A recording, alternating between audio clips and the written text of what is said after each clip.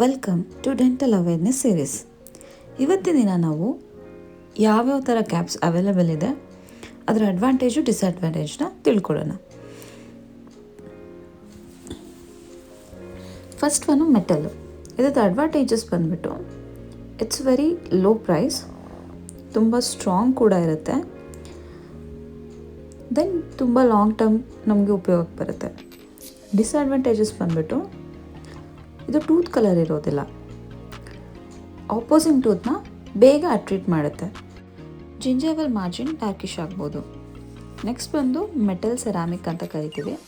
ಮೆಟಲ್ದು strength ಸಿಗುತ್ತೆ, ಸೆರಾಮಿಕ್ದು tooth colour ಸಿಗುತ್ತೆ. ಡಿಸ್ಅಡ್ವಾಂಟೇಜಸ್ ಬಂದುಬಿಟ್ಟು ಸೆರಾಮಿಕ್ ಚಿಪ್ ಆಫ್ ಆಗಿಬಿಟ್ಟು ಈ ಥರ ಮೆಟಲ್ ಎಕ್ಸ್ಪೋಸ್ ಆಗ್ಬೋದು. ನೆಕ್ಸ್ಟು ಜಿಂಜೇವಲ್ ಮಾರ್ಜಿನ್ ಈ ಥರ ಫಿನಿಶ್ ಸಿಗದೇ ಇರ್ಬೋದು.